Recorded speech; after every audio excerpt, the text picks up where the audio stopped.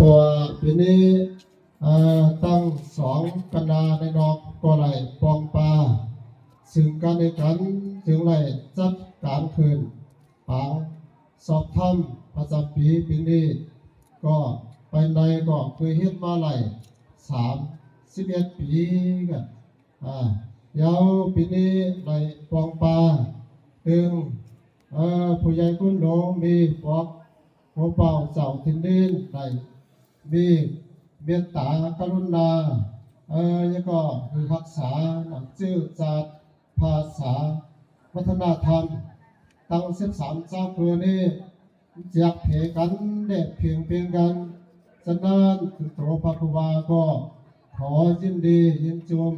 ขอบคุณถึงผู้ใหญ่คุณหลวงเฮาที่มีเมตตากรุณาฝั่งไกลได้ขอคือหมู่เฮาเจ้าข้าอันเป็นภาษาใต้ภาษาน้อยที่นับถือพุทธะแล้วก็ยึดถือภาษาดินลายเพื่อนเมืองเฮานี่เป็นหลักฐานฉะนั้นถ้าว่าเมืองหมายสีเฮานี่ความมีผู้ใหญ่คนหลวงอ่อนโหทนามีเมตตากรุณาฝั่งทางก็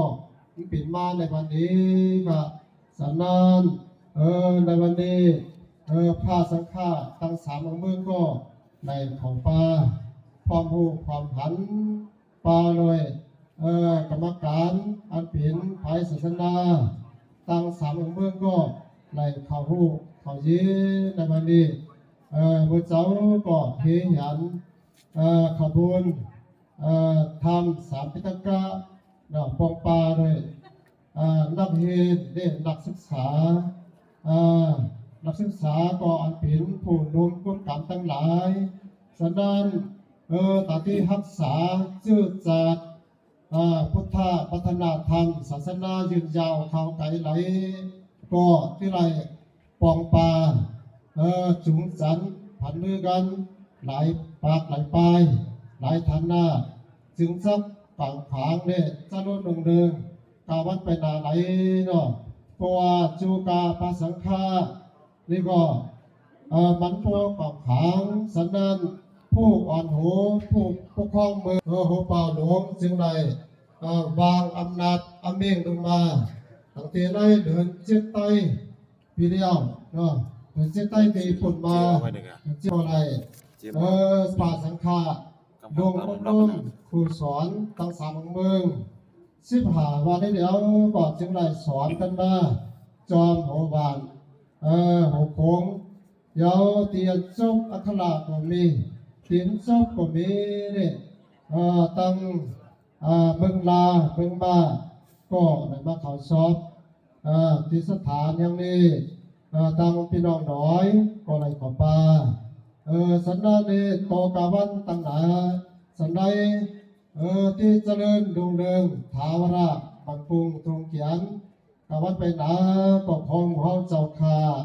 ตั้ง2 กันดาในนอกไปในก็มีภาสังฆาทุกองค์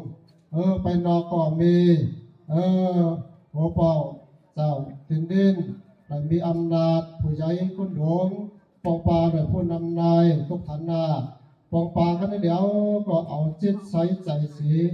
อาศัยสึงกันด้วยกันนี่จึงจะ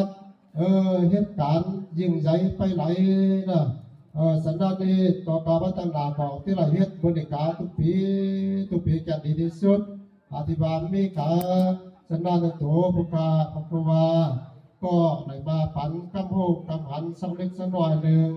ก็ขอคือหัวเล้าพระกันดาสังฆาปองปากำหน่วยปองเมียสัทธามีหัวเป่าหลวงเจ้าถิ่นดิน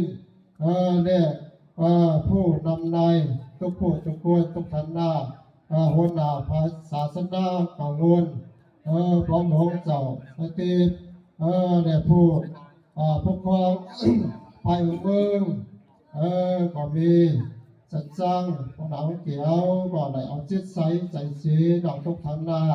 ทุกผู้ทุกคนที่ไหลมาเขาป่าได้จัดการฝังปล่อยสอบธรรมปองปลาถึง2 กันดาในนอกก็สอนว่าไปในได้เป็นปอกทวน31 ปีเพราะว่าห้องปอง ปากันตึงผู้นมคนกามทั้งหลายขอสอบกันลาขอสอนเราเป็นปอกถุงหนึ่งก็ได้ค่ะสถานนี้ตัวผู้ข้าก็ขออำนวยอวยพรหมู่เฮาเจ้าข้าตั้งหลายตั้งเสียงปงปาก็เกิดปงแมวศรัทธาตั้งหวานตั้งเมืองละหมายสีเฮาก็มีโอเปาเต่าชินดินแร่ทุกขันนาผู้นำนายทุกผู้ทุกคนต้องบ่ต้องเสียงที่มาก็ดีดันมาก็ดีก็พอได้อยู่เย็นเป็นสุขอยู่ดีมีจุกมีใจมีศีลมีธรรมได้รอดพลีพยาอันตรายขอเจริญรุ่งเรืองในหวานในเมืองถาวรามันคงตรงยานอยู่เย็นเป็นสุขเป็นกรรมทุกผู้ทุกคนเป็นกรรมเลยเถิด สาธุสาธุสาธุ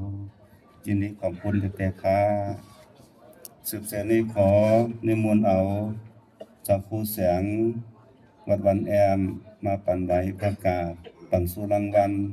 เกศสามเณรพระภิกขุสามเณรผู้สอบได้ค่ะนิมนต์ค่ะ มีคำนึงเดียวให้เป็นคำสุขให้มันสุขเดียว